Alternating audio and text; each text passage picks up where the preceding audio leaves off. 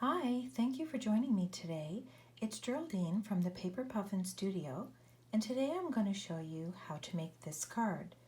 It features images from the Waterfront stamp set. I hope you enjoy this video. If you do, please remember to give it a thumbs up and subscribe to my channel. Now let's get started.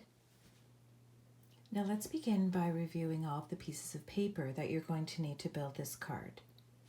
For the base of the card, I've got white cardstock that measures 8.5 inches by 5.5 inches, and I went ahead and scored it at 4.25 inch. I've got a piece of black that's 5 3/8 of an inch by 4 1/8, a piece of blue that's 5 1/8 by 3 7/8. I've got a piece of scrap white. I'm going to use this to stamp the sentiment on. Another piece of blue that's going to be used for matting the raised portion of the image, and this piece measures 2 1/4 inches by 2 1/4 inches. Now I want to note that this piece of white cardstock that I'm going to use to stamp the image on is larger than I actually will be using when I attach it to the card. I do that so that I have a little bit of wiggle room so I can choose exactly the portion of the image that I want. So the piece I've cut out to stamp the image on is 5.5 inches by 4 1/4 inches. I will end up trimming this piece down to 4 7/8 of an inch by 3 5/8 of an inch once I'm happy with the location of the image. Now I'm going to start the stamping using the image that is of the mountain from Waterfront and the crumb cake.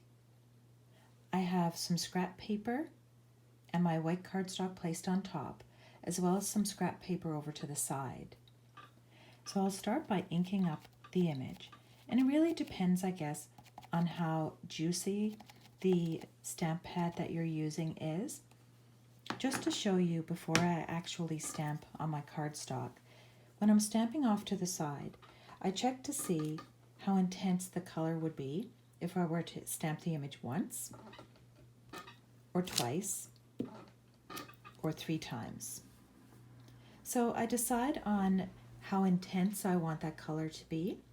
So if the mountains are in the front of the image, I want them to be darker, and the ones that are in behind, I want them to appear lighter.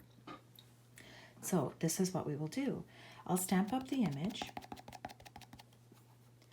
and then across the middle of my paper, I'm going to stamp the mountains. So I'm going to have them hanging off just slightly on the edge. I'll do them full strength because I want these particular ones that I'm going to place in the front to be full strength.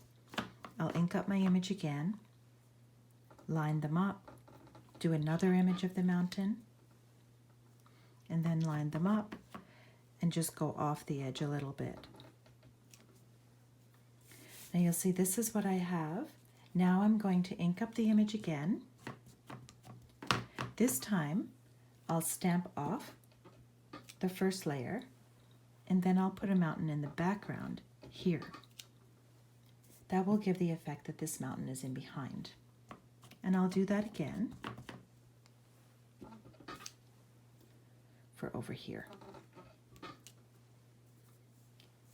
Now that I've completed the portion on the mountains, I'm going to take a sec to clean off my stamp, put away this ink pad, and pick up there. The next image will be of the sun.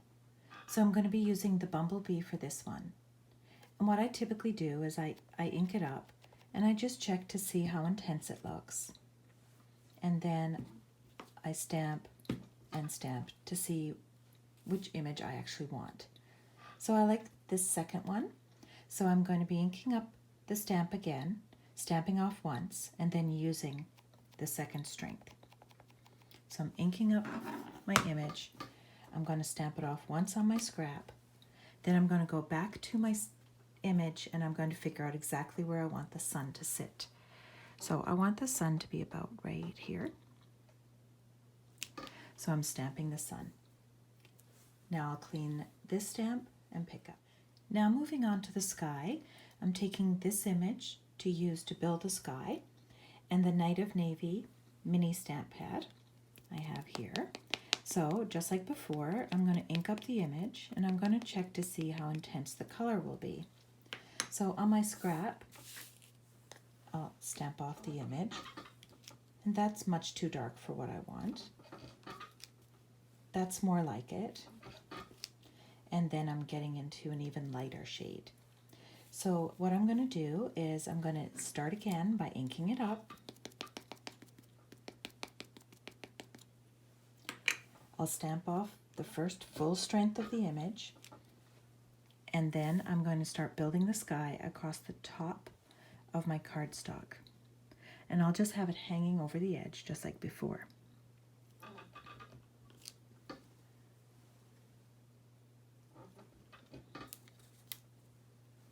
Now you can see I'm just using different strengths, and I'm going to keep building the sky.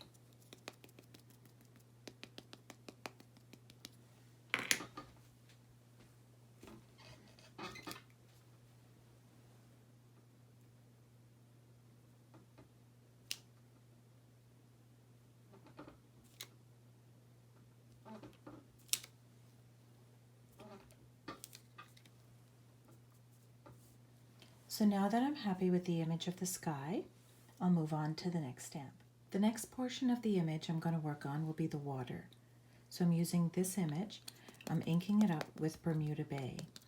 I know right away that this is going to be too dark, so I'm going to just end up using the second strength of the image.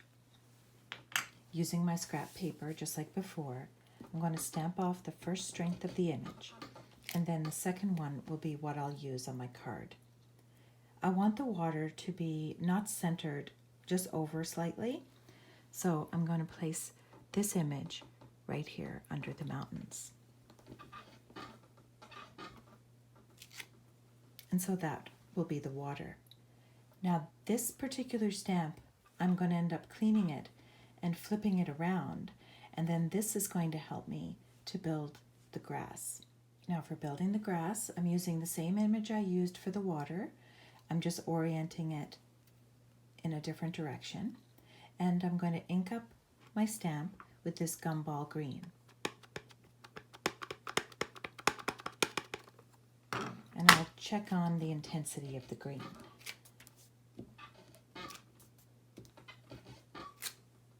So I'm going to want to be using the second strength image, so not the intense green, but more of this one and this one. So I'll go ahead and start doing that. I'll stamp off the excess ink on my scrap, and then I'll start building with the grass.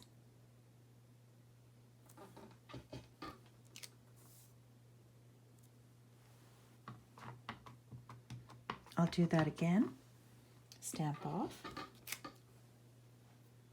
and then work on building the grass in.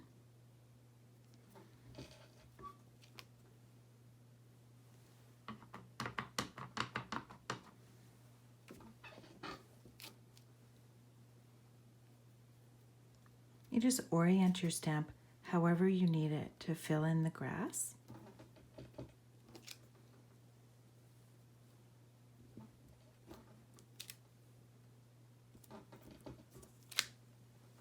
And don't be worried if it doesn't look perfect, because you're still going to be adding your trees in, and the trees will help with any imperfections you may have in the grassy portion.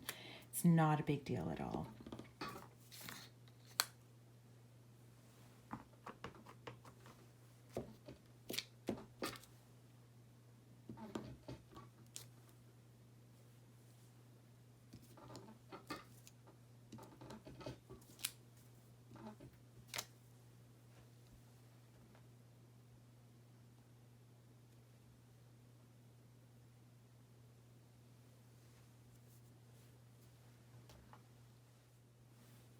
For the birds, which the image came from the stamp set High Tide, I'm going to ink these up with the Memento Tuxedo Black and then place the birds where I want those to go. So I've got the birds all set to go, and then I'll decide where I want them to sit in the image. So I just think I want them to be about, let's see, about right here.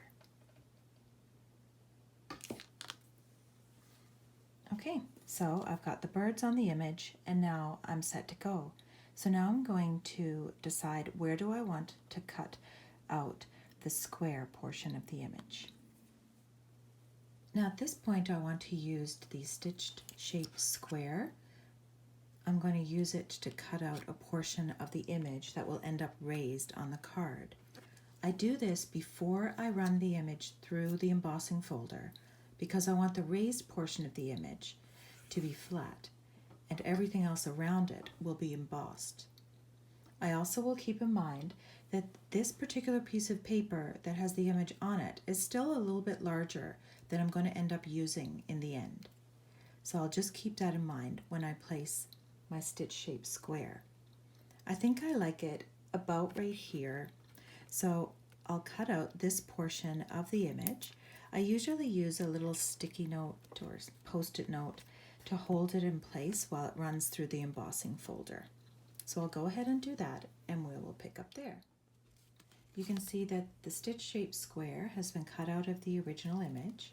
I'm going to be placing this onto this blue cardstock to act as a mat, and then this will get placed raised on the front of the card.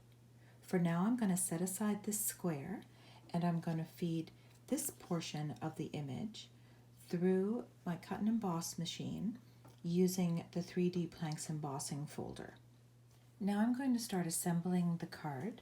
So I'll take the black piece that we cut earlier and the blue, I'll attach those together and those will get attached to the front of the card.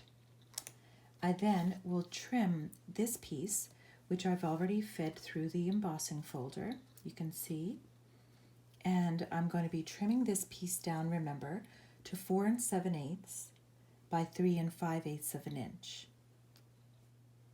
You can see here that I now have assembled the front of the card. I've got the black cardstock and the blue cardstock attached. I trimmed my image down to the size that I needed, and that again was 4 7/8 by 3 5/8. So I played around a little bit with how much I wanted at the top and at the sides. And then I've attached the portion that I cut out, the stitched square, to the blue, and I've put some dimensionals on the back. This will now get placed here so that the image lines up nicely. And you just use your guide here of your water, the birds. And now I'm going to go ahead and stamp the sentiment thinking of you and pick up there. So here we have the finished card. I've got the sentiment thinking of you attached with some of the thread for embellishing. I hope you enjoyed this video.